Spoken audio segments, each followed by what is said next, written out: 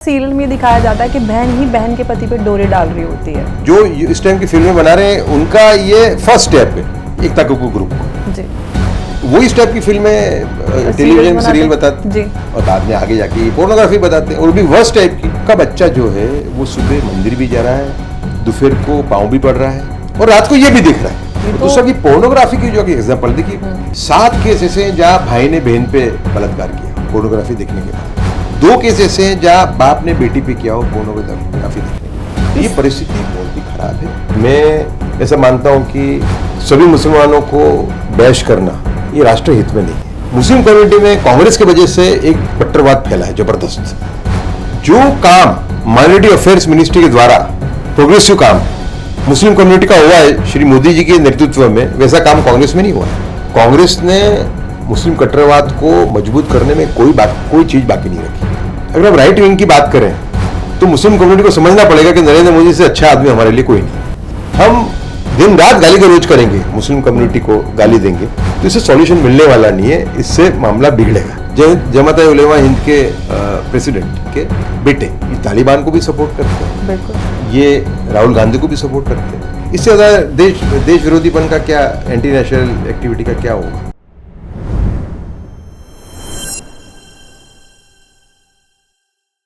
जय हिंद, नमस्कार। मैं अंबर जैदी एक बार फिर से आप सबका बहुत स्वागत करती हूं आज के इस खास कार्यक्रम में। और आज के खास कार्यक्रम में मैं आप सबके साथ लेकर आई हूं एक खास मेहमान और बहुत ही खास शख्सियत जिनको आप जानते हैं और आपने उनको अक्सर अलग अलग प्लेटफॉर्म्स पे सुना भी है। उदय मोहरकर जी की मैं बात कर रही हूँ, जो कि आरटीआई जज भी रह चुके हैं और सीनियर जर्नलिस्ट भी रह चुके हैं, इंफॉर्मेशन कमिश्नर भी, कई सारी उपाधियाँ और कितना सारा काम उन्होंने किया है।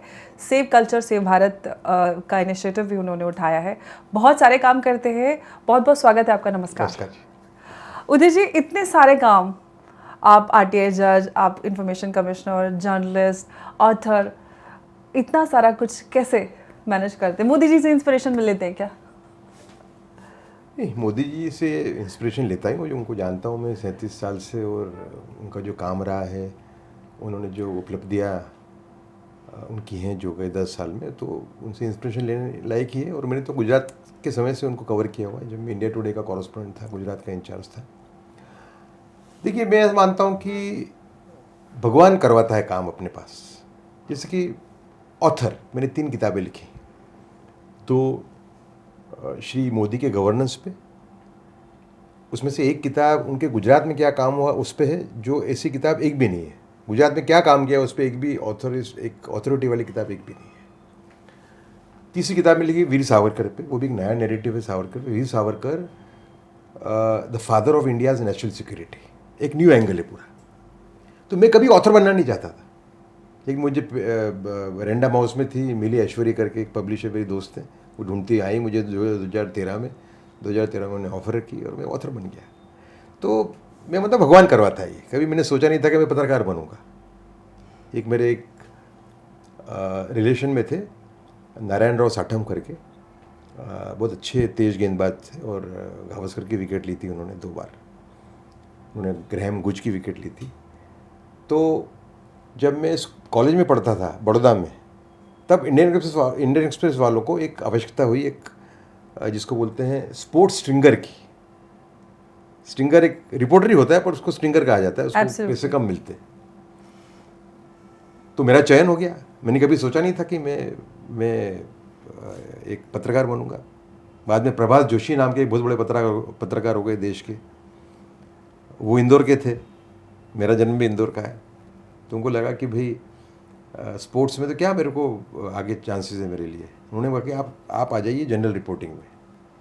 तो ये एक तरीके से साबित करता है कि ये ऊपर वाली शक्तियाँ ये काम करवाती हैं। मल्टीपल रोल्स की आप बात कर रहे हैं, तो मल्टीपल रोल्स मैंने कोई प्लान नहीं किया था, एक के बाद एक आते गए। जैसे कि सेव कल्चर से भारत फाउंडेशन का जो मेरा मूवमेंट है अभी, जो अश्लीलता के सामने है जी, इसने प्रूव कर दिया है गए 2 साल के अंदर कि जो अश्लीलता आ रही है, जो गंदी फिल्में आ रही हैं, ससुर बहू का व्यभिचार, शिक्षक विद्यार्थी का व्यभिचार, एक फिल्म है इनकी एकता कपूर की जिसमें एक पुरुष है जिसका व्यभिचार अपनी दादी से, अपनी सौतेली माँ से, अपनी कज़िन सिस्टर से, अपनी भाभी से है। ठीक है। तो ये मूवमेंट भी ये मेरे विचार जो हैं बड़े पुराने विचार हैं मेरे। एक जिस्म नाम की एक फिल्म आई थी 2004 के अंदर, जिसमें उस टाइम पे जो स्टैंडर्ड था अश्लीलता का, उसके मुताबिक उस कंपेरिजन में काफ़ी उसमें ज़्यादा दिखाया गया था। तो मैंने उसका विरोध किया था उस टाइम पे एक राष्ट्रवादियों की कॉन्फ्रेंस में जो मैं अटेंड कर रहा था। इसमें काम करता रहा, लेकिन मुझे इसमें सक्सेस नहीं मिला। फिर 2022 के अंदर मुझे लगा कि परिस्थिति बहुत ख़राब हो गई है, क्योंकि रेप इससे प्रभावित हो रहा है। हमने जो समय बड़ा जो काम हमने किया है से कल्चर से भारत फाउंडेशन के अंदर, वो हमने ये प्रूव कर दिया है कि sexually perverted content oblique pornography is the main cause of increasing rapes in the country. उसके स्टडीज़ भी हमने इकट्ठा की है, साइंटिफिकली हमने प्रूव कर दिया है। और आप देखो अभी आजकल जो रेप्स हो रहे हैं, उसका पुलिस थाने की आप रिपोर्ट देखोगे तो उसमें ये होता ही है कि उनके फ़ोन पे आया और उन्होंने किया। तो ये मल्टीपल रोल्स जो कर्ब में कर पाए, ऐसा मैं मानता हूँ कि ये ऊपर वाली शक्ति है जो मेरे पास ये काम करवा रही थी, क्योंकि ये तो बिल्कुल फार फ्लंग काम है ना। पत्रकार से इधर आ गए, ऑथर बन सकता है पत्रकार, लेकिन ये काम बिल्कुल अलग है। फिर मेरा जो एक हिंदू मुस्लिम रिलेशंस पे जो स्टडी है मेरा, अल्ट्रा वहाबिज़म पे जो स्टडी है, कट्टरवादी रेडिकल इस्लाम पे, वो भी मेरा बहुत अच्छा काम है। उस पे मेरे आर्टिकल्स आप देखे हैं। देखिए, तकफीरुल ईमान नाम की किताब है जो हर एक वहाबी मदरसा, देवबंदी तबलीग जमात मदरसा में पढ़ाई जाती है, अहले हदीस की। एब्सोल्युटली। ये किताब जो है वो मुस्लिम सेपरेटिज्म का स्टेपिंग स्टोन है। इसके अंदर सूफीज़म को कंडेम किया गया है, इसके अंदर हिंदू कस्टम्स को कंडेम किया गया है। आप समझे? तो ये किताब को प्रकाश में लाने वाला मैं था, पहला व्यक्ति 2015 में। डेली ओ नाम का एक प्लेटफॉर्म था इंडिया टुडे मैगजीन का, अभी भी है। उस पर मेरे आर्टिकल्स, जो मेरे इस टाइप के आर्टिकल्स हैं, बहुत बड़ी संख्या में डेली योग के ऊपर। तो इस पर मेरा अच्छा काम है। डिस्टॉर्टेड हिस्ट्री को कैसे ठीक करना, जैसे कि दिल्ली के अंदर मुस्लिम आक्रमणकारों के नाम पे रोड है ना, तुगलक के नाम पे है, लोधी के नाम पे है। मैं मानता हूँ कि ये गलत है, क्योंकि इन लोगों ने काफ़ी अत्याचार किए थे। अकबर के नाम पे ठीक है, अकबर को मैं स्वीकारता हूँ। मैं उन लोगों में से जो अकबर को कंडेम करता हूँ। मैं मानता हूँ कि अकबर का जो कन्वर्जन था टू मॉडरेट थाट्स 1570 के बाद, he was genuine convert to moderate thoughts, ऐसा मेरा स्पष्ट मानना है। समझा आप? दारा शिको है, शाह आलम है, बाद में शाह आलम आया, बहादुर शाह जफर है ना। तो उनके नाम पे रोड ठीक है, लेकिन लोधी के नाम पे क्यों होना चाहिए, खिलजी के नाम पे क्यों होना चाहिए? तो मैंने उसका सॉल्यूशन ये निकाला एज ए हिस्टोरियन। मैंने कहा कि इनके नाम जो राष्ट्रभक्त मुसलमान हो गए हैं, महावीर चक्र ब्रिगेडियर उस्मान है, एब्सोल्युटली, जिन्होंने भारत के लिए जान दे दी 1948 के वॉर में पाकिस्तान के साथ। एपीजे अब्दुल कलाम, एपीजे अब्दुल कलाम का नाम पे तो है, लेकिन कई हैं ऐसे। एब्सोल्युटली। आप देखो ना कि आप कश्मीर के अंदर भी आज वीर अब्दुल हमीद है, कई लोग, हाँ, वीर अब्दुल हमीद, कई लोग हैं, बहुत सारे हैं। हाँ, इवन कारगिल वॉर के अंदर भी कई मुसलमान शहीद वीरगति को प्राप्त हुए। तो ये काम भी मैंने किया हुआ है। तो ये बड़े फार फ्लंग काम है।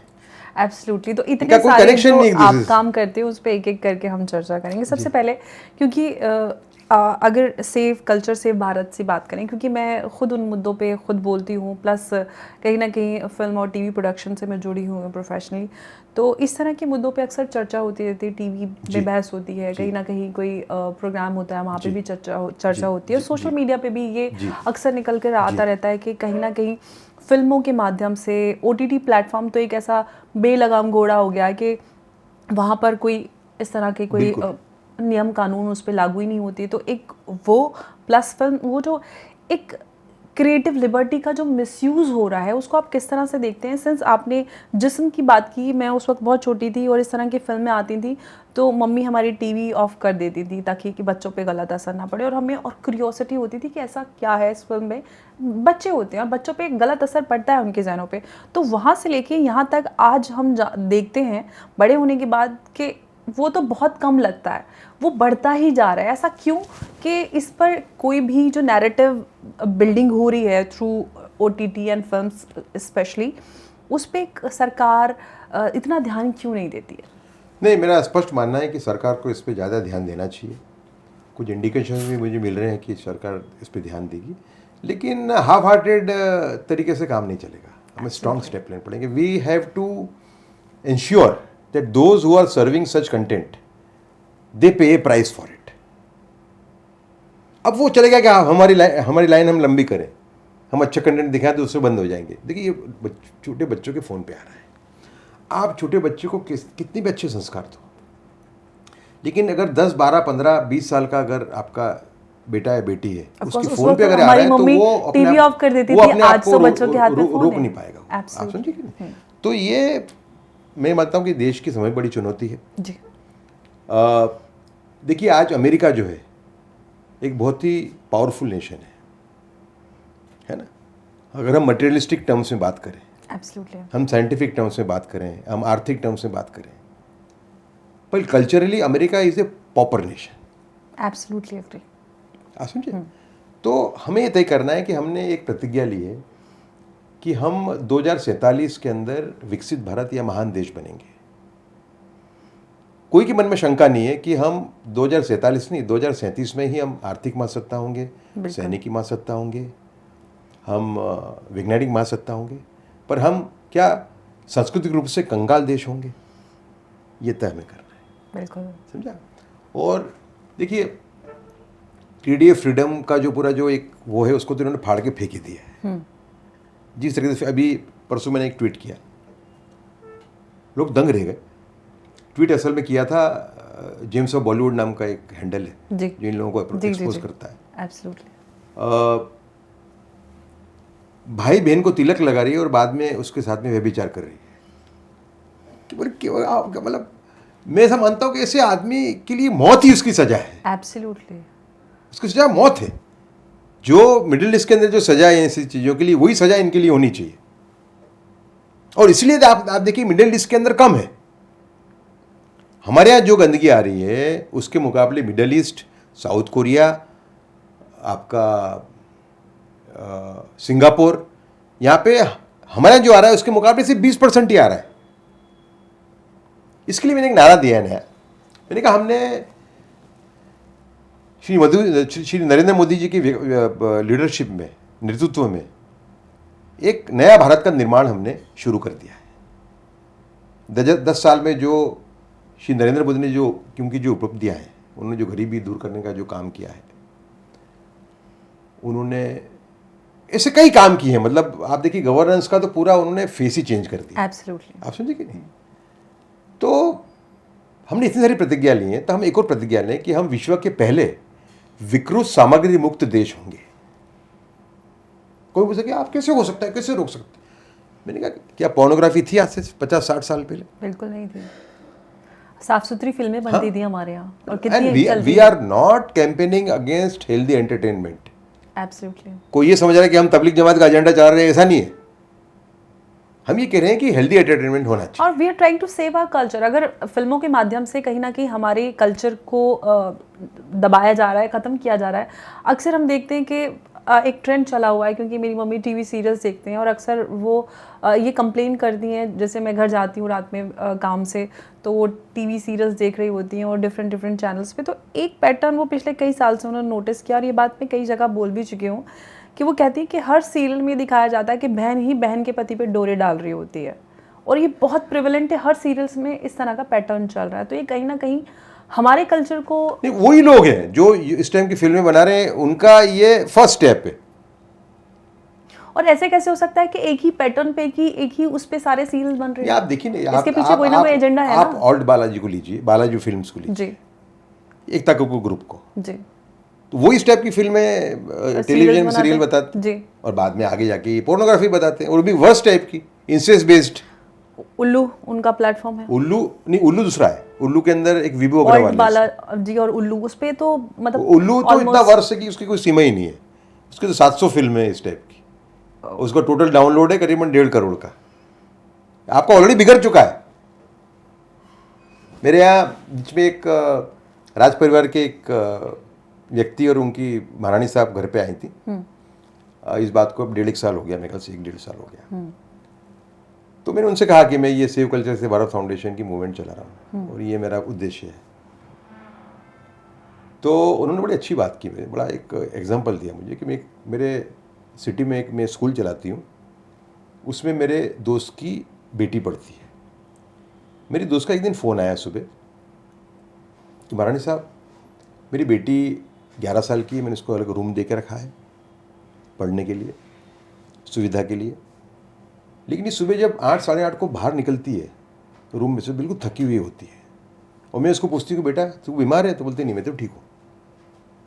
मुझे चिंता हो रही कोई इसको बीमारी तो नहीं है, मुझे नहीं बता रही है। माँ सीधी थी बेचारी।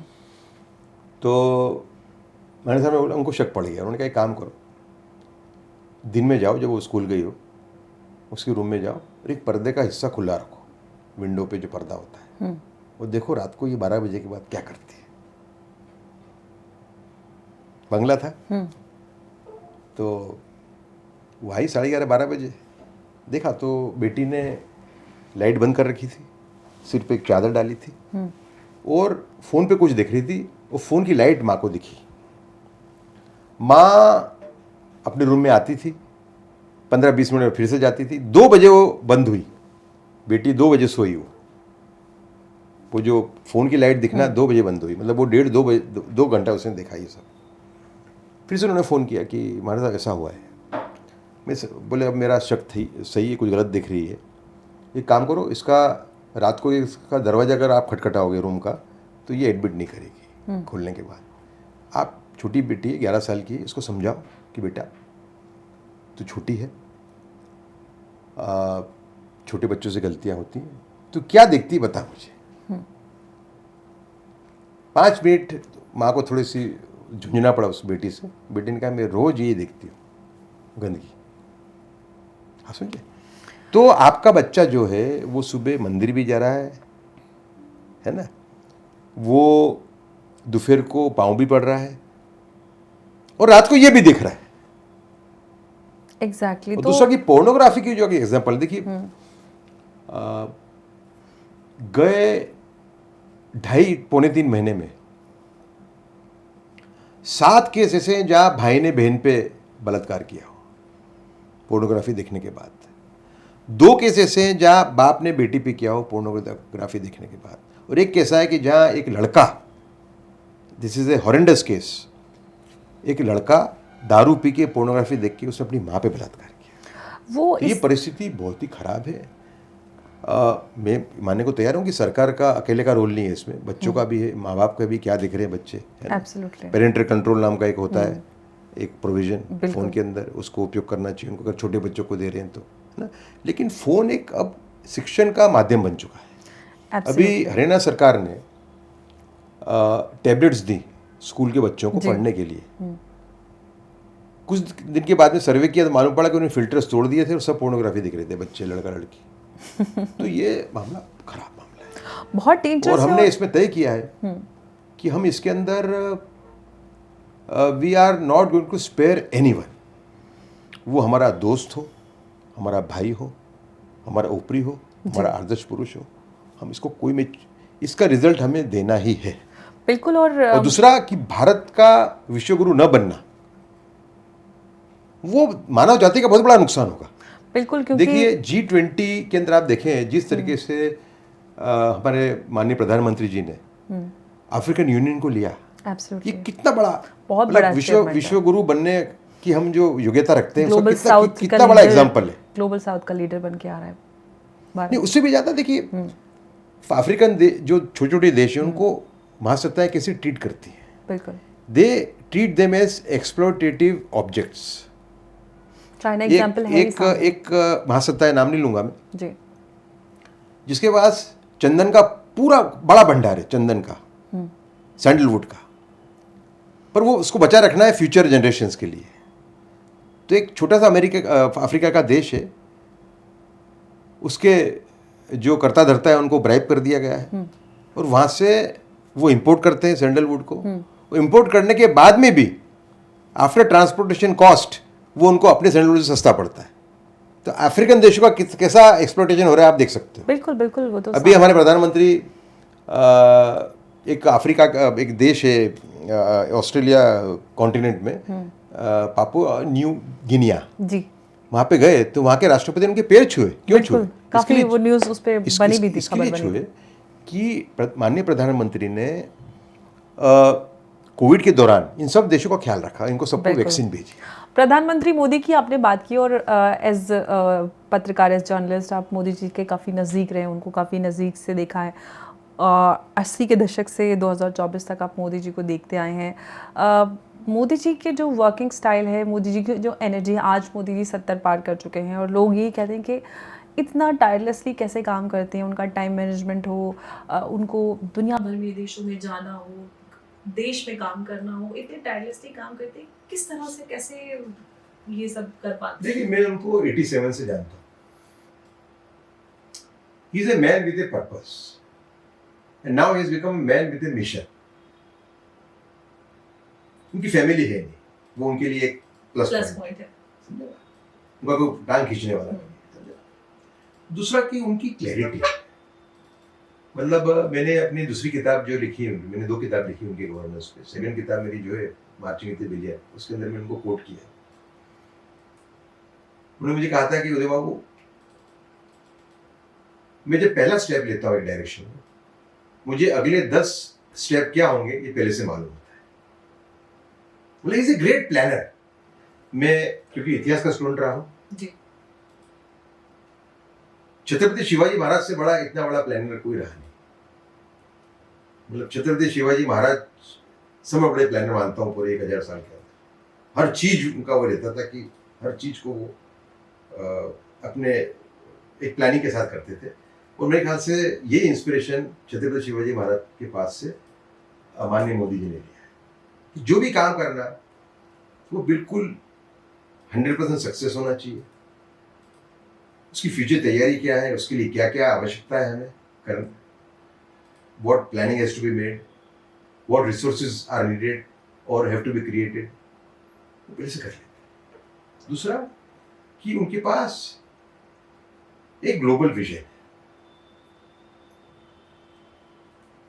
वो अच्छा, साथ में उनके पास सत्ता ही है। ग्लोबल विजन तो कई लोगों के पास में, तो कैसे उसको इंप्लीमेंट करना सकते हैं। जिस तरीके से 370 हटाया, उसमें क्रेडिट में अमित भाई को भी दूंगा। जिस तरीके से ये जो नेता थे वहां के कश्मीर के, they are the main people responsible for the situation in Kashmir. वो डबल रोल वाले नेता है। वो पाकिस्तान से भी डील करते हैं, अपने से भी करते हैं, वो पैसे बनाते जबरदस्त।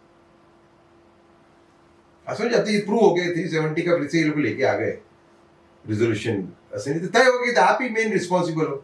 370 के बाद में जो खुशहाली कश्मीर में है वो मैं सोच नहीं सकता। वो तो कश्मीर के बच्चे मुझे मिलने आते हैं, आप समझे। तो नरेंद्र मोदी के पास इच्छा शक्ति, विल पावर है, विजन है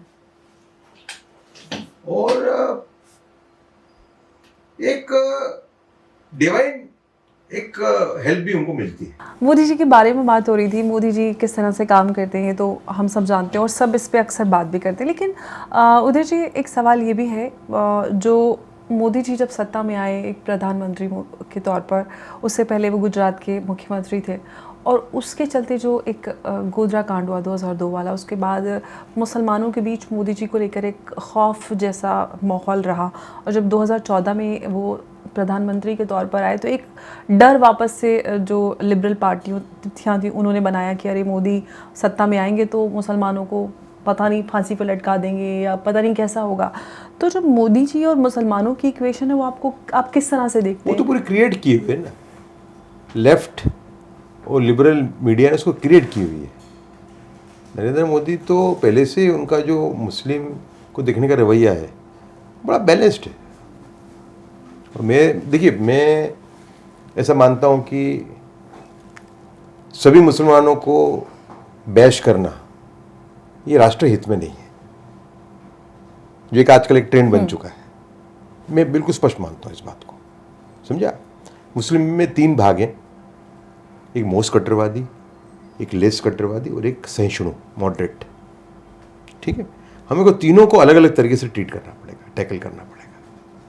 तो ये बात नरेंद्र मोदी जानते हैं अच्छी तरह। ये बात हो रही कि ये क्राउड है जो उनके कंट्रोल में नहीं है, लेकिन नरेंद्र मोदी अच्छी तरह जानते हैं, देखिए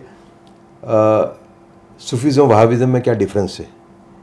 ये बात को लेके जब मैं उनको मिलने गया, जब वो चीफ मिनिस्टर बने उसके तुरंत एक आध महीने के बाद, तो उनको पूरा एक हाल था। उन्होंने कहा मैं कश्मीर का इंचार्ज था, मुझे मालूम है कि सूफीज़ आर रिलेटिवली मॉडरेट्स, ये सब उन्होंने कहा मुझे। और देखिए आज देखिए हम सूफीज़म की बात करें तो उसमें से भी थोड़े कट्टरवादी पैदा हुए होंगे, ऐसा नहीं है, लेकिन आज तक एक भी टेररिस्ट वो बरेली में से पैदा नहीं हुआ। जितने भी टेररिस्ट पैदा हुए हैं देश के अंदर या साउथ एशिया में, वो सब वहाबिज़म में से पैदा हुए हैं, देवबंद तबलीग जमात और अहले हदीस में से। आप समझे, सबों को ऐसा नहीं कहूँगा मैं, लेकिन एक सब every terrorist in south Asia is a follower of Wahhabism and opponent of Sufism. ठीक है, एक भी टेररिस्ट बरेली से नहीं है, तो बरेली रिलेटिवली मॉडरेट आपको स्वीकारना पड़ेगा। ये सब चीज़ों का ज्ञान उनको था पहले से। जब मैं वो 2001 में मिला, उनको पूरा ज्ञान था इसके बारे में। और अभी भी आप देखिए कि इलेक्शन में कभी कुछ बोल जाते हैं, वो एक अलग हो रहता है, लेकिन आप देखो ना, देखिए कांग्रेस का कितना बड़ा धोखा है मुस्लिम कम्युनिटी के साथ, कि जो काम माइनॉरिटी अफेयर्स मिनिस्ट्री के द्वारा प्रोग्रेसिव काम मुस्लिम कम्युनिटी का हुआ है श्री मोदी जी के नेतृत्व में, वैसा काम कांग्रेस में नहीं हुआ है। स्कॉलरशिप ज्यादा मिल रही है, समझा। तो नरेंद्र मोदी, मैं ऐसा मानता हूं, मेरा एक आर्टिकल है डेली ओ के ऊपर कि अगर आप राइट विंग की बात करें तो मुस्लिम कम्युनिटी को समझना पड़ेगा कि नरेंद्र मोदी से अच्छा आदमी हमारे लिए कोई नहीं है। इस बात के साथ मैं खुद भी अग्री करती हूँ, क्योंकि मैं खुद प्रधानमंत्री मोदी जी की प्रशंसक हूँ। जिस तरह से वो काम करते हैं, उनकी जो पॉलिटिकल विल पावर है और जो काम उन्होंने कर दिए, वो हम सोच भी नहीं सकते थे। लेकिन जो मोदी जी काम करते हैं, जो भी सरकार की नीतियां हैं, कहीं पे भी इंस्टीट्यूशन लेवल पर किसी के साथ कोई डिस्क्रिमिनेशन नहीं है। ऐसा नहीं है कि मुसलमानों को कम मिल रहा है और हिंदुओं को ज़्यादा मिल रहा है। इनफैक्ट गरीबी रेखा से नीचे होने की वजह से ज़्यादातर स्कीम्स का फ़ायदा मुसलमानों को मिल रहा है, ज़्यादा मिल रहा है। लेकिन मोदी जी अच्छा काम करते हैं। मोदी जी इस्लाम और कुरान की अच्छी नॉलेज रखते हैं, उसको पढ़ भी चुके हैं सारा कुछ थॉरली। उसके बाद जो ये भीड़ है उनके उस काम पे हावी हो जाती है। और जो मोदी जी ने 2002 के ऊपर जो उनके ऊपर एक इल्ज़ाम लगा, उसके बाद उन्होंने इतने सालों 10 साल से ज़्यादा काम किया, उन्होंने प्रधानमंत्री मोदी के तौर पर सबके लिए काम किया, पूरे देश के लिए। जो खाई उन्होंने कम की थी, कहीं ना कहीं मुसलमान अभी भी दूर होते हुए नज़र आ रहे हैं। ऐसा क्योंकि भीड़ कंट्रोल में नहीं है। इसके बहुत गहराई में जाना पड़ेगा मैं इस प्रश्न का जवाब देने के लिए। देखिए 60 साल तक भारत में मुस्लिम तुष्टिकरण का एक वातावरण रहा। आर्टिकल आप कॉन्स्टिट्यूशन देख लीजिए, आर्टिकल 33 देख लीजिए आप। अगर माइनॉरिटी लॉ के अंदर अगर स्कूल आप स्थापित करते हो तो आप मौलवी रख सकते हो कुरान पढ़ाने के लिए, पर नॉन माइनॉरिटी स्कूल है, मेरा स्कूल है, जैसे मैं बात कर रहा हूँ गवर्नमेंट सपोर्टेड स्कूल्स की जी। अगर वो government supported school non minority है, मतलब हिंदू का है, तो हिंदू को पंडित नहीं रख सकता, उसका पगार सरकार नहीं देगी। तो बहुत देखिए, आपको समझना पड़ेगा कि भारत का विभाजन जो हुआ था वो मुस्लिम के कहने पे हुआ था। एब्सोल्युटली, है ना। और आप देखिए कि हिंदुओं की सहिष्णुता कि पाकिस्तान मांगने के बाद भी जो पाकिस्तान मांगने वाले थे वो मेजोरिटी भारत में रह गए। आप 1945 के इलेक्शन की वोटिंग की बात करें, आप the last election before independence, parliamentary election, central assembly का जो पार्लियामेंट का आप कहते हैं, और दूसरा था प्रोविंशियल स्टेट विधानसभा का, समझा। तो उसका वोटिंग पैटर्न देखें तो टोटल वोटिंग मुसलमानों का कम था, इट वॉज 20%, हिंदुओं का 25% था। उस टाइम में जागृति कम थी। लेकिन आउट ऑफ 20% 87% वोटेड फॉर जिन्ना। अब ये मैं नहीं कहता कि 100% अगर वोट करते, 100 के 100 वोट करते तो भी यही रेशियो रहता, शायद कम हो सकता था। लेकिन ये इसमें स्पष्ट हो जाता है कि majority Muslims wanted Pakistan. Absolutely, कोई ना नहीं बोल सकता है, बिल्कुल। ठीक है। इसमें ये भी समझना पड़ेगा हमें कि खैबर पख्तूनवा जो प्रोविंस है पाकिस्तान का, जी, जिसमें खान अब्दुल गफर खान वहाँ जी। के नेता थे, बादशाह उसने खान। कांग्रेस के वोट में फेवर किया था, अब कांग्रेस के फेवर में वोट किया था। They did not support Jinnah. Absolutely, और वो तो चाहते थे कि मैं भारत तो के साथ अभी जो जुड़ूं। मुसलमान जो रह गए यहाँ पे, वो तो वही पाकिस्तान चाहते थे ज्यादातर, जी बिल्कुल, वो तो कहते कि हमें गीदड़ों के बीच में छोड़ दिया है ना, बादशाह खान। आप समझे। जी हाँ, वो बादशाह खान तो ऐसे बोला था। जी तो इसके घाव है हिंदू कम्युनिटी के ऊपर, जी, जबरदस्त घाव है। वक्फ बोर्ड का जो आ रहा है अभी, कितना गंदा है। अब किस तरीके से आप एक तरह कर सकते हो, कोई बोल दे वक्फ बोल दे कोई गाँव हमारा है, कुछ मुगल सल्तनत है अभी। वक्फ बोर्ड का जो पूरा रवैया है अभी, समझे ना, वक्फ बोर्ड को जिस तरीके से पावर्स दी कांग्रेस ने, देशद्रोही प्रवृत्ति है वो, समझो। इसके घाव है। उस घाव की वजह से एक क्राउड ऐसा हिंदू में खड़ा हुआ है जो सभी मुसलमानों को बैशिंग करता है, मारता है, गालियां देता है, समझे आप। जी। वो इस बात को समझने के लिए तैयारी नहीं है अपने गुस्से में कि मुस्लिम कम्युनिटी 3 भाग में बटी हुई है। अच्छा, मुस्लिम कम्युनिटी में कांग्रेस की वजह से एक कट्टरवाद फैला है जबरदस्त। देखिए, उनके अंदर भी कन्वर्जन होता है। जो वहाबीज है, देवबंद, तबलीग जमात और अहले हदीस, ये सूफियों को कन्वर्ट करते हैं, बरेलवी वालों को, है ना। तो ये कन्वर्जन बड़ा वन साइडेड है। कभी वहाबी सूफी नहीं बनता, सूफी ही वहाबी बनता है, आप समझे। तो कांग्रेस ने मुस्लिम कट्टरवाद को मजबूत करने में कोई चीज बाकी नहीं रखी, बिल्कुल। इसका एक रिएक्शन है हिंदू कम्युनिटी के अंदर, और वहां कट्टरवाद बढ़ा हुआ है मुस्लिम कम्युनिटी के अंदर। इसकी वजह से ये जो गैप है वो कम नहीं हो पा रहा। कई लोगों ने कहा कि भाई हिंदू कट्टरवादी और मुस्लिम कट्टरवादी तो एक ही है। नहीं, एक तो मैंने नहीं कहा कह सकते गलत हैं। बिल्कुल मुस्लिम कट्टरवादी है वो ये चाहता है कि भारत इस्लामिक देश बने।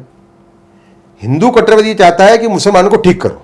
बिल्कुल, तो हिंदू कट्टरवादी है वो ओवर रिएक्शन है, एग्जैक्टली, और वो एंटी नेशनल एक्टिविटी है। बिल्कुल ये मानना पड़ेगा, बिल्कुल, समझे मैं आप? एग्री करती हूँ इस बात से। तो ये जो फॉल्ट लाइन्स है,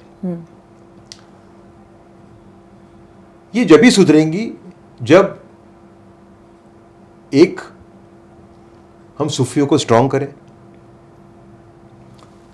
वहाबिज्म के अंदर भी कुछ मॉडरेट वहाबीज हैं जो लोग टेररिज्म को सपोर्ट नहीं करते, उनके साथ भी एक डायलॉग हम जारी रखें। और इस साइड जो हिंदू क्राउड है वो भी ये समझने का प्रयत्न करे कि हम दिन रात गाली गलौज करेंगे, मुस्लिम कम्युनिटी को गाली देंगे, तो इससे सॉल्यूशन मिलने वाला नहीं है, इससे मामला बिगड़ेगा। इसके अलावा एक बात और जो मैं खुद भी सोचती हूँ और मेरे दिमाग में भी आता है, अक्सर जब मॉडर्नाइजेशन ऑफ मदरसा पे बात आती है, आपने ताक़िबातुल इस्लाम की बात की, इस तरह की जो सिलेबस में किताबें पढ़ाई जाती हैं उसको लेकर सरकार क्यों ध्यान नहीं देती कि किस तरह की चीज़ें और क्या क्या मदरसों में पढ़ाया सिखाया जा रहा है, जिससे अलगाववादी और देश विरोधी भावना समाज के अंदर और इसके अंदर सरकार को जवाब देना पड़ेगा। सरकार जो काम करना है नहीं कर पाई। तक़वियतुल ईमान नाम की किताब जिसके जिक्र मैंने किया, ये आर्टिकल में 2015 में मैंने लिखा था जी, डेली योग के अंदर, है ना। आज तक वो किताब अभी भी पढ़ी जा रही है। Absolutely, it is a stepping stone to Muslim separatism. वो सूफिज्म को भी कंडेम करती है वो किताब, बिल्कुल, समझे। तो कहीं ना कहीं सरकार को जो सूफीज को बैक करना था,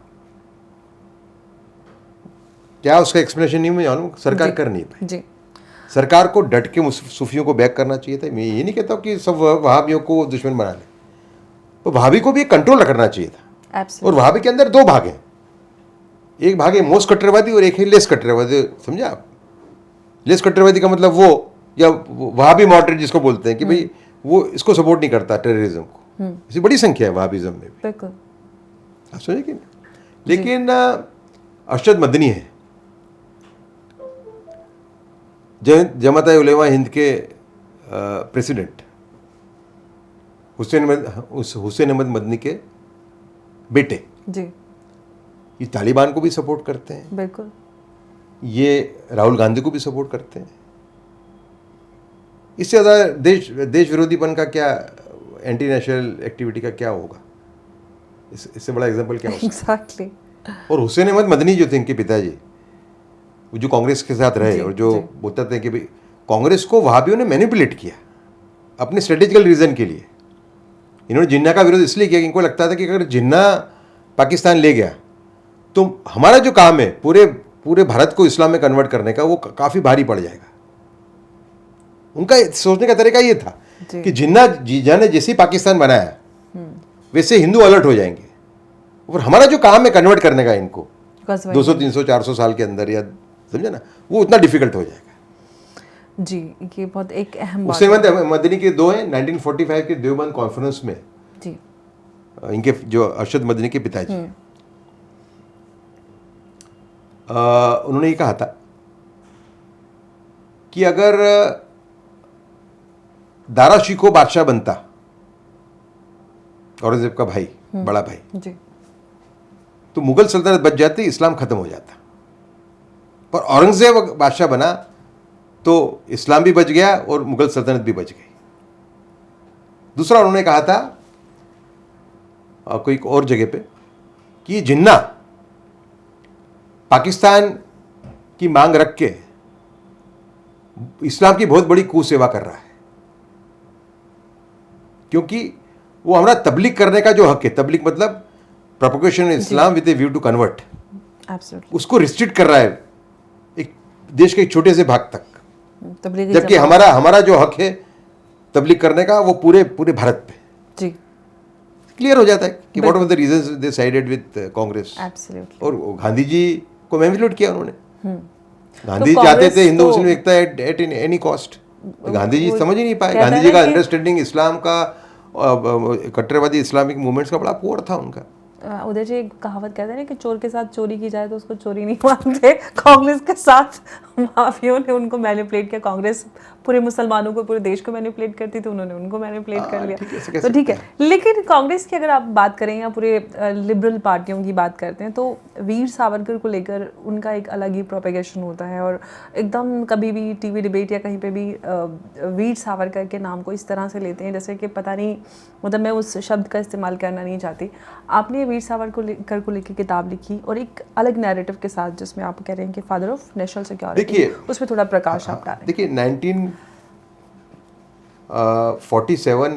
पार्टीशन के जो राइट्स हुए उस टाइम पे हिंदू औरतों की बहुत तौहीन हुई, इज्जत लूटी गई पार्टीशन के मुसलमानों के द्वारा पंजाब में और बंगाल दोनों जगह पे। उस टाइम पे वीर सावरकर अपना आपा खो बैठे थे और उस टाइम पे उन्होंने एक स्टेटमेंट दिया था कि छत्रपति शिवाजी महाराज ने एक मुसलमान औरत को छोड़ दिया, उनका जो सेनापति पकड़ के लाया था, वो बड़ी गलती की उन्होंने, उसको उनको रख लेना चाहिए था, क्योंकि अगर वो ऐसा करते तो आज मुसलमान की ऐसी हिम्मत नहीं होती। वो मानता हूँ कि वो उनका एक वन ऑफ स्टेटमेंट था, वो एक आर्टिकल भी लिखा है उसके बारे में उन्होंने, और मैं उनसे उस बात पे सहमत नहीं होता। लेकिन मैंने बहुत स्टडी की है उनकी। देखिए उनका जो हिंदू राष्ट्र का मैनिफेस्टो है उसमें वो क्या कहते हैं, उसमें वो कहते हैं कि आज़ाद भारत में सभी धर्मों को समान अधिकार होगा। एक स्टेप और आगे जाते हैं, अगर मुसलमानों और क्रिश्चियनों की पूजा अर्चना में कोई बाधा पैदा करता है तो state will step in and ensure that they are able to offer their prayers in the way they have been doing. पर थर्ड पॉइंट पे ये कहते हैं the nation will not allow creation of a nation within a nation in the name of religious minoritism. धार्मिक अल्पसंख्यकवाद के नाम पे भारत के अंदर दूसरा भारत बनने की अनुमति, दूसरा देश बनने की अनुमति नहीं देगा। कांग्रेस ने यही काम होने दिया। दूसरा, जब वो लाहौर गए 1938 में एज हिंदू महासभा प्रेसिडेंट, उनको पूछा गया कि आप और जिन्ना धर्म के आधार पर देश को तोड़ने पे क्यों तुले हुए हो, तो सावरकर जी ने जवाब क्या दिया? सावरकर जी ने कहा कि आपका प्रश्न ही गलत है, मैं और जिन्ना एक ही पर वाले पक्षी नहीं है। While Jinnah wants more and more concession for Muslims at the cost of Hindu rights, I am for equal treatment for all. मैं समान अधिकार की लड़ाई लड़ रहा हूँ। आपको समझना पड़ेगा सावरकर 1900 मेरे ख्याल से 40 के आसपास एक शिया मुसलमान का तबका था अपने लखनऊ में जी। उसने एक रेजोल्यूशन पास किया, एक कॉन्फ्रेंस बुला के, कि जो भी मुसलमान गौ हत्या करेगा वो हिंदू मुस्लिम एकता का विरोधी गिना जाएगा। बड़ी अच्छी बात है। तो सावरकर ने इसको पढ़ा। सावरकर ने फिर उनको लेटर लिखा, उनके शिया जो ग्रुप का नेता था उसको, कि मैं आपके इस प्रस्ताव का स्वागत करता हूँ। ऐसे प्रस्ताव आते रहे तो हिंदू मुस्लिम एकता पॉसिबल है, मुमकिन है। बिल्कुल। साथ में उन्होंने और कहा कि आजकल हमेशा राइट्स होते हैं, जब हिंदू जुलूस जब निकलता है, प्रोसेशन जी। मस्जिद के पास से, तो उस पर काफ़ी झगड़ा होता है। जी। आपकी इस गेस्चर का सम्मान करते हुए हम पूरा प्रयत्न करें कि हिंदू भाई हमारे जानबूझ के प्रोसेशन मस्जिद के पास से न निकालें, मुसलमानों को छेड़ने के लिए। हम हिंदू भाई को कहेंगे जानबूझ के ना निकालें, समझा? तो ये जेन्युइननेस है उनकी, सावरकर की, समझा आप? और देखिए, सावरकर का समय बड़ा बलिदान जिसमें से मैं बहुत प्रेरणा लेता हूँ। मेरा आज का जो मूवमेंट है, देखिए, मैं अनअलॉयड नेशनलिज्म में मानता हूँ, मतलब जिसको बोलते हैं कि अनकॉम्प्रोमाइजिंग नेशनलिज्म, या क्या बोलेंगे उसको, हाँ, अनअलॉयड नेशनलिज्म एक वर्ड है। तो जब सावरकर पे से सब बंदिश उठा ली गई 1937 के अंदर, तो नेताजी बोस, अच्युतराव पटवर्धन और एसएम जोशी जैसे कांग्रेस के नेताओं ने उनको न्योता भेजा कि आप कांग्रेस में आइए, कांग्रेस को बल मिलेगा। वो उस न्योते को अस्वीकार किया सावरकर ने, ये कहते हुए कि कांग्रेस हिंदू हकों का हनन करके मुस्लिम तुष्टीकरण कर रही है, इस पथ पे इतनी आगे बढ़ चुकी है कि इसका वापस आना नामुमकिन है। ऐसी परिस्थिति में अगर मैं कांग्रेस ज्वाइन करता हूं तो मैं पाप का भागीदार बनूंगा। इसके लिए उन्होंने हिंदू महासभा नाम की एक छोटी सी पार्टी, जिसके सभी सिद्धांतों से वो एग्रीमेंट में नहीं थे, लेकिन वो एक ही पार्टी थी जो हिंदू हकों का हनन नहीं कर रही थी, उन्होंने उसका अध्यक्ष बनना चुना। तो ये बहुत बड़ा सेक्रीफाइस था उनका। उनके जो बायोग्राफर हैं, पहले बायोग्राफर धनंजय कीर, वो लिखते हैं कि ये बहुत बड़ा सेक्रीफाइस था सावरकर का, क्योंकि सावरकर अगर कांग्रेस में चले जाते तो उनकी ऐसी आभा थी, उनका ऐसा ऑरा था कि वो कोई भी पद पर पहुंच सकते थे। वो और बोस अगर हाथ मिला लेते तो कोई भी पद पे पहुंच सकते थे सावरकर। पर सावरकर ने राष्ट्रहित को सर्वोपरि गिना। तो मेरी जो सेव कल्चर से भारत फाउंडेशन की लड़ाई है, वो इससे प्रेरित है। कितनी बड़ी प्रेरणा आज हाँ, क्योंकि मुझे लगता है कि कोई ये काम नहीं कर रहा। सेव कल्चर से भारत का जो मैं काम कर रहा हूँ, जो मैंने एक वॉर छेड़ रखा है मेरे और मेरे ग्रुप ने, मेरे साथ में कई लोग अच्छे साथी लोग जुड़े हुए मेरे साथ। संजीव नेवर हैं, स्वती गोयल शर्मा हैं, विनीत जिंदल हैं, अभय शाह हैं, कई लोग मेरे से जुड़े हुए हैं जी। एक नाम मेरा भी ऐड कर लीजिएगा। नहीं, आप वेलकम है ना। तो ये जो अश्लीलता की जो लड़ाई है हमारे साथ, जो रेप का मुख्य कारण है, ये कोई बोलने की, क्योंकि बॉलीवुड का प्रभाव है और बॉलीवुड इसमें भागीदार भी है। एकता कपूर बॉलीवुड की मेंबर है। एक एक्ट्रेस से उनके पति पकड़े गए थे चाइल्ड पॉर्न फिल्म बनाने के, शिल्पा शेट्टी के हस्बैंड, हाँ, राज कुंद्रा। तो छुट गए बाद में, अलग बात है, कैसे छूटे नहीं मालूम मुझे, लेकिन आप समझे। तो बॉलीवुड इसमें भागीदार है। और दूसरा, आप देखिए सेंसर बोर्ड की भी हालत क्या है आज। मैं तो स्पष्ट बोलता हूँ, आप एनिमल फिल्म के कुछ सीन्स देखिए, मैं तो पिक्चर देखता नहीं हूँ। मैं पहले पिक्चर देखने जाता हूँ तो पहले ये तय करता हूँ कि इसमें गंदे सीन है, नहीं है तो मैं देखूंगा, नहीं तो नहीं देखूंगा। आपकी बात बीच में कट रही है, लेकिन जो मैंने अभी लेटली कुछ ऑब्जर्व किया है, आपने पॉर्न की बात की, कई बार बात हुई और अक्सर इस पर चर्चा भी होती रही, लेकिन भारत में यहाँ पे इस तरह से पॉर्न फिल्म्स या कंटेंट का प्रोडक्शन वैसे नहीं होता था। अब बहुत ज़्यादा हो रहा है। अब पॉर्न स्टार्स को पॉडकास्ट में, इंटरव्यूज़ में बुलाया जा रहा है और वो बड़े खुल के सारा फिल्म मेकिंग का प्रोसेस और सब बताते हैं। तो ये सब कैसे हो रहा है हमारे देश में, जहाँ पर हम इतने संस्कार, देखिए, आप जब जो इस टाइप का असात्विक तत्व है, उसका आप दरवाजा थोड़ा सा खोलते हो आप लिबरलिज्म के नाम पे, तो वो ऐसी असुरी ताकत है वो पूरी घुस जाती है अंदर। तब असुरी ताकतों से लड़ रहे हैं आज। जो भविष्य, जो भूतकाल में जो हमारे देवताओं ने असुरी ताकतों से जो लड़ाई की, वही लड़ाई ये है। ये असुरी ताकत है और हर घर में घुस चुकी है। ये राक्षस ऐसा है, देखिए ये इतना बड़ा चैलेंज है, इसमें ना मुस्लिम बचेगा, ना हिंदू बचेगा, ना क्रिश्चियन बचेगा, ना ये तो देश भर को ले डूबेगा। ये इसमें कोई बचेगा नहीं, न स्लम वाला बचेगा, ना इसके अंदर कोई बड़ा उद्योगपति बचेगा, कोई इसमें बचने वाला नहीं है। इसके लिए मैंने बीच में इसी बात को ध्यान में रखते हुए, मैं इसको रिपीट नहीं करता हूँ आजकल ज़्यादा, क्योंकि एक ही बात रिपीट नहीं करना चाहिए, लेकिन मैं कहने के लिए प्रेरित हो रहा हूँ। ऑफ कोर्स, क्योंकि जितने ज़्यादा लोग तक पहुँचे बात। देखिए, मैंने एक मेरा पॉडकास्ट हुआ था, उसमें मैंने एक प्रश्न उठाया, उसको दोहराऊंगा मैं यहाँ पे कि सनी लियोन को किसने लेजिटिमाइज किया? सनी लियोन तो एक लीडिंग पोर्न एक्ट्रेस थी, बिल्कुल, बॉलीवुड ने किया, ठीक है। सलमान खान, बड़े बड़े स्टार उससे जाके मिलते थे, समझा, आने के बाद लेजिटिमाइज हो गई वो, ठीक है। हालांकि एस्टैब्लिश नहीं हो पाई, लेकिन मेन स्ट्रीम सिनेमा का भाग बन गई, ठीक।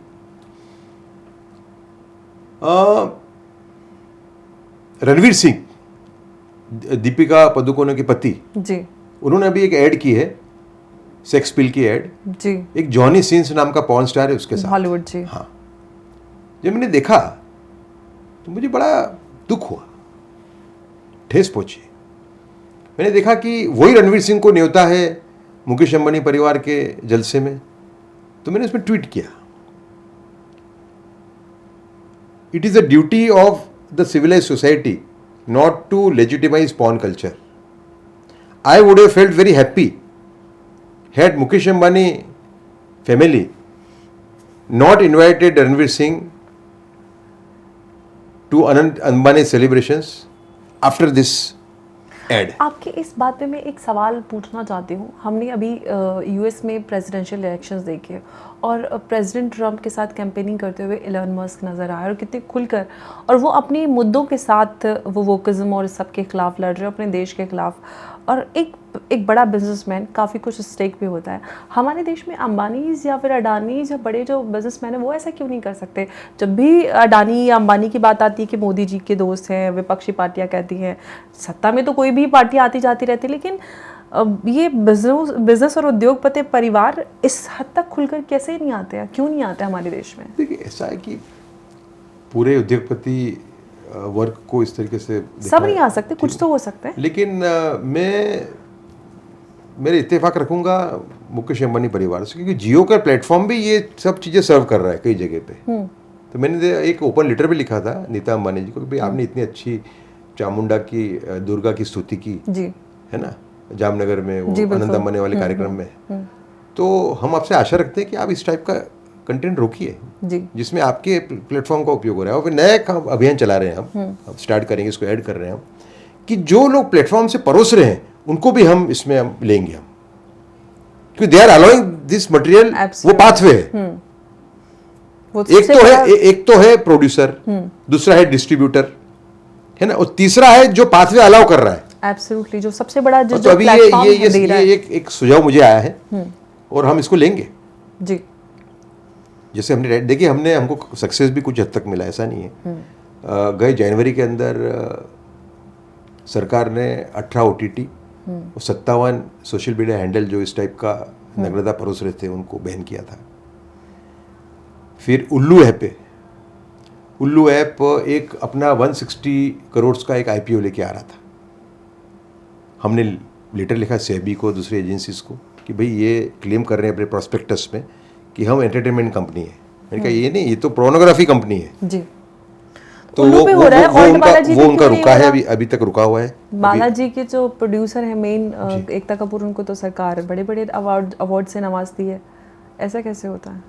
ये देखिए, गलती है सरकार की। एकता कपूर बहुत बड़ी प्रोड्यूसर हो सकती है, लेकिन मैं नहीं मानती उनको जिस उपाधि से नवाजा गया उनको मिलना चाहिए, क्योंकि उन्होंने जो कंटेंट बनाया है, टीवी हो या फिल्म, मैं आपसे सहमत हूँ, लेकिन इसमें उन्होंने भारतीय नारी को उसका जो कैरेक्टर दिखाया है, या जिस तरह के कंटेंट, या जिस तरह से उन्होंने जो भी फिल्मों में अपने कंटेंट में दिखाया, मैं उनको डिजर्विंग नहीं मानती हूं कि वो अवार्ड की। बिल्कुल सहमत हूँ, सरकार की गलती है इसमें, लेकिन आपको इसको अलग तरीके से देखना पड़ेगा। देखिए, पद्मश्री नाम का जो इंस्टीट्यूशन है उसकी क्या हालत थी। मुझे याद है, आज से 25 साल पहले एक डॉक्टर ने 5 लाख रुपए दे के पदवी खरीदी थी पद्मश्री की। मैं पद्मश्री भी बिकता था, इसके कम से कम 3 दाखले मेरे पास है। फिर जो भी प्रेसिडेंट होता था, प्राइम मिनिस्टर, उसका डॉक्टर को आप देखना, उसको एक आध डॉक्टर को तो पद्मश्री मिल ही जाता था। जी जी जी। तो नरेंद्र मोदी ने सब बंद कर दिया, नरेंद्र भाई ने, समझा। और पद्मश्री को एक अच्छी बहुत बड़ी हाइट पे ले गए, समझा। नहीं, वो मैं एग्री करती हूँ। अब रॉन्ग फीडबैक की वजह से एक आध दो गलती हो सकती है, उसको पकड़ के बैठना ठीक नहीं है। नहीं, गलती जरूर है, बिल्कुल मैं मानता हूँ उसको, समझे ना। और दूसरा कि विराट कोहली है, थोड़ा अच्छा बैट्समैन रहा, कभी हिट विकेट से वो भी आउट हो जाता है कभी कभी। हाँ हाँ, बिल्कुल बिल्कुल बिल्कुल, है ना। तो आपको देखिए, नरेंद्र मोदी ने पद्मश्री को संवारने का बहुत बड़ा काम किया है। जी बिल्कुल। मतलब पद्मश्री पे ऐसे लगता था साला इसको ही मिल गया, क्या इसका लेवल है। अब पद्मश्री ऐसे लोगों को मिलता है, जैसे मुझे याद है कि मैंने एक स्टोरी की थी, मैं जब इंडियन एक्सप्रेस इंडिया टुडे में था कमिश्नर बनने के पहले, 2018 में की थी मैंने। एक बंगाल में एक मुसलमान था, मैं कहता सिलीगुड़ी के पास, उसने एक स्कूटर एम्बुलेंस बनाई थी। उस वहाँ से हॉस्पिटल 35 किलोमीटर दूर था। स्कूटर होता था, उसके बगल में एक साइड कार होती थी। तो उसके गांव में कोई बीमार हो गया जिसको अर्जेंट मेडिकल उसकी जरूरत है, तो वो उसको ले जाता था अंदर रख के, उसको पद्मश्री दिया। हाँ, और उस आदमी को जब मैंने फ़ोन किया, समझो आप, मिला नहीं था उसको, जो मुझे लिस्ट मालूम पड़ गई थी, मैंने इसको जब फ़ोन किया, नाम डिक्लेयर हो चुका था उसका, तो वो कितना आदमी कितना नोबल होगा और कितना इनोसेंट होगा। उसने कहा कि सब मुझे दिल्ली आना पड़ेगा, मैं दिल्ली कैसे आऊँगा। मैंने कहा वो तो सरकार व्यवस्था करेगी। नहीं साहब, मुझे बताइए आप। मैंने कहा कलेक्टर का सब व्यवस्था तुम्हारी हो जाएगी, चिंता मत करो। मतलब दिल्ली के नाम से डर रहा था वो आदमी। तो नरेंद्र मोदी ने पद्मश्री को संवारने का बहुत बड़ा काम। नहीं, मैं अग्री करती हूँ उस बात से। और आप देखिए, आप 100 अच्छे काम करो, एक आध दो गलती नहीं, मैं गलती मैं तो नहीं मानूंगी, बट मुझे लगता है कि वो लोग जो देश के लिए, समाज के लिए काम कर रहे हैं, मैं मानता हूँ कि दो मिलना चाहिए। सिर्फ एकता कपूर नहीं, इवन करण जौहर को भी उन्होंने जो अवार्ड दिया, वो मुझे थोड़ा ठीक नहीं लगा। एकता कपूर जितना खराब एग्जाम्पल नहीं है वो। एग्जैक्टली, मैं करण जौहर को फिर भी डिजर्विंग मांगती हूँ कंपैरेटिव टू एकता कपूर, क्योंकि एकता कपूर ने तो बिल्कुल फॉर कंटेंट बनाया है। तो ये प्रश्न है उनके सामने, लेकिन आपको समझना पड़ा कि नरेंद्र मोदी ने जो पद्मा इंस्टीट्यूशन, खास करके पद्मश्री के लेवल पे जो उन्होंने काम किया, बहुत बड़ा काम किया। उन्होंने हर लेवल पे बड़ा उन्होंने काम किया है, रेवोल्यूशनरी वर्क। अगर पद्मश्री की बात करें, आप एडमिनिस्ट्रेशन की बात करें, आप डेवलपमेंट की बात करें, मेरा ऐसा मानना है, as a biographer of Modi the administrator, कि भारत हर साल के उन्होंने जो मेजर्स लिए हैं टेक्नोलॉजी का उपयोग करके करप्शन को रोकने के, उसके माध्यम से कम 4 लाख करोड़ रुपए बचा रही है। भारत 4 लाख करोड़ रुपए बचा रहा है हर साल, which is 10% of the budget. आप समझे, बड़ा काम है, बहुत बड़ा काम है। जैसे कि अभी एक जेम पोर्टल है प्रोक्योरमेंट का। एब्सोल्युटली। मुझे कोई ने बोला कि जेम पोर्टल में साहब ठीक ठाक है, इसमें भी थोड़ा बहुत तो धांधलेबाजी चलती है। कोई एक आदमी आया जिसको नॉलेज कम हो गया या खराब अनुभव हो, तो मैंने उससे पूछा, मैंने कहा जेम पोर्टल की वजह से करप्शन कितना कम हुआ है। उसने कहा था 60-70% तो कम हुआ। 60-70% कम हो गया तो बड़ी फिगर नहीं लगती है। उसको भी ख्याल आया कि वो कितना गलत उसको प्रोजेक्ट कर रहा था, परसेप्शन फैला रहा था। तो बहुत बड़ा काम किया। आप देखिए, आप बैंक्स की हालत देखिए, कितनी सुधर गई। बैंक्स पूरी की पूरी खड्डे में चली गई थी सबके सब। तो उदय जी, हमने बातें की बहुत सारी, मोदी जी के बारे में बात हुई, सावरकर जी के बारे में बात हुई, सेव कल्चर से भारत पे बात की आपने, और जो समस्या है इसकी बात आपने काफ़ी खुलकर की। लेकिन इस समस्या का निवारण क्या है, आपको क्या लगता है? पहले थोड़ा सा मैं ऐड करना चाहूँगा सावरकर जी पे, उसके बाद में आपका जवाब देता हूँ, जी उत्तर देता हूँ। देखिए, मेरी जो किताब है, मेरे और मेरे सह लेखक चिरैयो पंडित की, Veer Savarkar the man who could have prevented partition, इसने देश के सामने एक नए वीर सावरकर को प्रस्तुत किया है। इसकी प्रस्तावना मोहन जी भागवत ने लिखी है, माननीय आरएसएस के सरसंघचालक जी ने। ये किताब ने इस्टेब्लिश कर दिया है कि अरे गांधी भारत के राष्ट्रपिता हैं, तो वीर सावरकर भारत की राष्ट्रीय सुरक्षा के पितामह हैं। क्योंकि 1947 पार्टीशन हुआ, इसकी भविष्यवाणी उन्होंने 1937 में कर दी थी, 10 साल पहले। चाइना का जो पूरा खतरा हुआ हमारे सामने, उसकी भविष्यवाणी उन्होंने 54 और 55 में कर दी थी, 52 और 54 में। मतलब 54 का जो उनका स्टेटमेंट है वो तो स्पष्ट कर देता है कि उन्होंने 1962 का जो वॉर, जो भारत की बहुत ही खराब फेज था भारत का, भारत को हारना पड़ा बुरी तरह से, उसकी भविष्यवाणी उन्होंने 8 साल पहले कर दी थी, 54 में। फिर इंटरनल प्रॉब्लम आसाम की भविष्यवाणी 1941 में कर दी थी। तो वीर सावरकर जो हैं वो भारत की राष्ट्रीय सुरक्षा के पितामह हैं, और भारत को अगर एक महान देश बनना है तो वीर सावरकर की ये जो साइड है राष्ट्रीय सुरक्षा वाली, उसको साथ में लेके चलना होगा जी। दूसरा, अब मैं उत्तर दूंगा आपके प्रश्न का कि सॉल्यूशन क्या है। ये जो अश्लीलता आ रही है जिसकी वजह से रेप बढ़ रहे हैं, छोटे छोटे बच्चे रेप कर रहे हैं, देखिए हमने कहा है कि एक तो मैंने पहले कहा जैसे कि भारत प्रतिज्ञा ले कि भारत विश्व का पहला विकृत सामग्री मुक्त देश बनेगा। ठीक, कोई बोलते हैं कि भाई ये तो कैसे पॉसिबल है।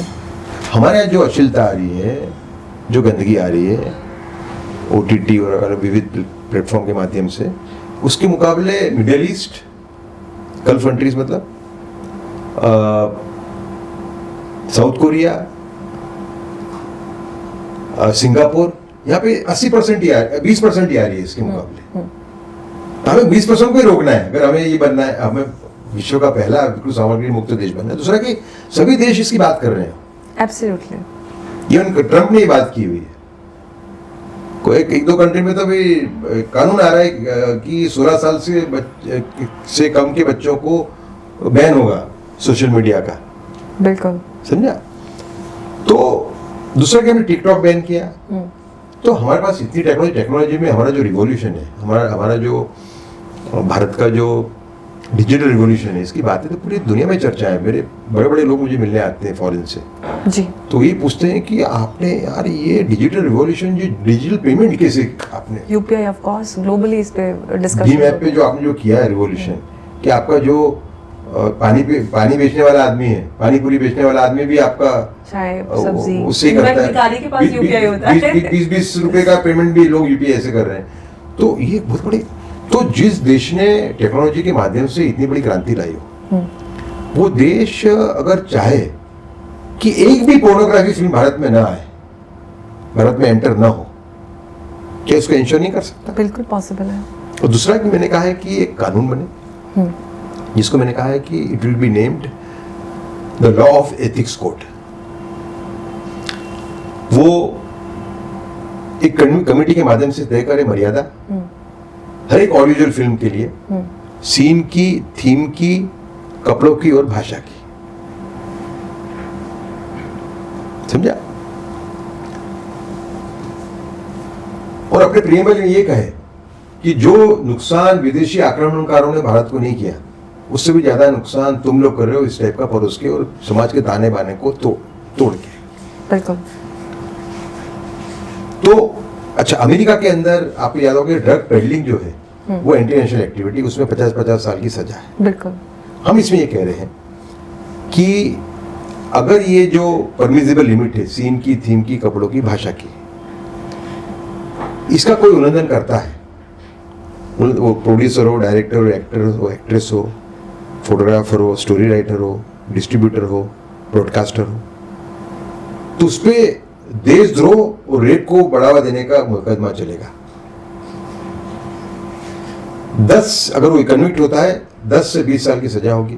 ट्रायल 4 महीने में होगी एक स्पेशल कोर्ट के द्वारा। समझा? और 3 साल तक बेल नहीं मिलेगी। तो मुझे कहा कि भाई ये तो आतंकवादियों का प्रोविजन है। मैंने कहा ये आतंकवादी ही है ये लोग। जो लोग 10-10, 12-12 साल के लड़कों को रेप करना सिखा दें अपने फिल्मों के माध्यम से, वो आतंकवादी है भाई, बिल्कुल सांस्कृतिक आतंकवादी है, ठीक है। तो और मैंने कहा कि जो हमारा पहले 498A था आईपीसी के अंदर, अब नए लॉ के अंदर किसके अंडर आता है नहीं मालूम, लेकिन है वो प्रोविजन कि डाउरी वाले केस के अंदर the burden of proof used to be on the आरोपी, ऑन द एक्यूज्ड, वैसा इस पे आरोपी भी होगा। ये हमने इसका सॉल्यूशन ढूंढा है। मैं मानता हूं कि जो देश इतनी बड़ी डिजिटल क्रांति ला सकता है, कि जो अमेरिका इंग्लैंड से जो लोग आते हैं वो कहते हैं कि भाई ये तो हम सोच ही नहीं सकते कि हमारे यहाँ हो सकता है ये, है ना, वो देश पोर्नोग्राफी बंद क्यों नहीं कर सकता? मेरा यही प्रश्न है देश से और सरकार से।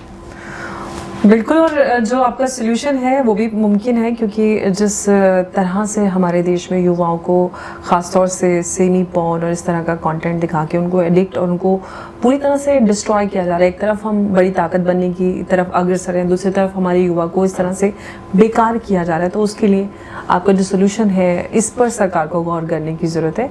पूरी तरह से नहीं, बट कुछ तो सोल्यूशन में से कुछ तो उठाया जाए, कुछ इसके ऊपर काम किया। मेरा एक और मुद्दा है मेरा कि there should not be any half hearted measure, कोई हाफ हार्टेड इसमें आपको जो सावरकर का जो नेशन फर्स्ट है जो मुझे ड्राइव करता है, कि जब मैं कमिश्नर रहा 3 साल, मैंने आरटीआई कमिश्नर के रूप में मैंने एक बहुत बड़ा काम किया।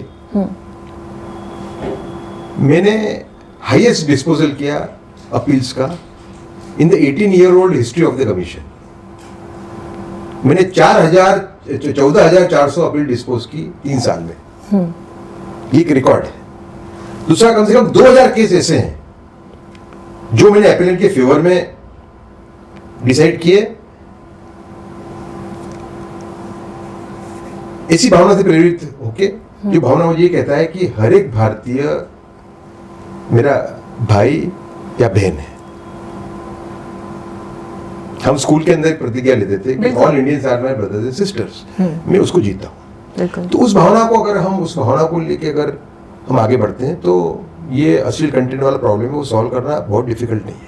बिल्कुल, अश्लील कंटेंट की बात हो, राष्ट्रीय एकता की बात हो, सामाजिक एकता की बात हो, और देश को चाहे बड़ी महाशक्ति बनाने की बात हो, कुछ भी नामुमकिन नहीं है, क्योंकि हम सब कुछ करते जा रहे हैं और आगे बढ़ते जा रहे हैं। और बिल्कुल, अगर मोदी जी की बात करते हैं, मोदी जी की जो विल पावर है, ख़ास तौर से पॉलिटिकल विल पावर की बात करते हैं, तो वो काफ़ी बहुत एविडेंट है कि वो जब भी किसी चीज़ को डिसाइड कर लेते हैं तो वो उसको करते हैं काम को। तो अगर उसी के साथ चलते हैं तो उम्मीद हम मोदी जी से ही कर सकते हैं कि ऐसे काम वो ही कर सकते हैं। मेरे को कहा अभी मुझे कोई ने कहा कि आपको एक लेटर लिखिए, उनको कि कोई काम ही कर सकता है, आप भी कर सकते हो। एब्सोल्युटली, मैं खुद पर्सनली बड़ा अच्छा एक आदमी ने बड़ा अच्छा ये मुझे सजेशन दिया कि आपको एक लेटर लिखिए, पर्सनल लेटर लिखिए, आप जानते हैं अच्छी तरह उनको, आपके पुराने संबंध है, उनका ये कि कोई काम एक आदमी कर सकता था, आप ही कर सकते हो। बिल्कुल, उसके पहले हमने ऐसा कोई प्रधानमंत्री नहीं देखा कि जो इतने बड़े बड़े कंट्रोवर्शियल इश्यूज रहे। जब ट्रम्प को मिलने गए पहली बार, यूं करके आप देखिए ट्रम्प को मिलने गए, वो पहली बार मिलने गए जब ट्रम्प को,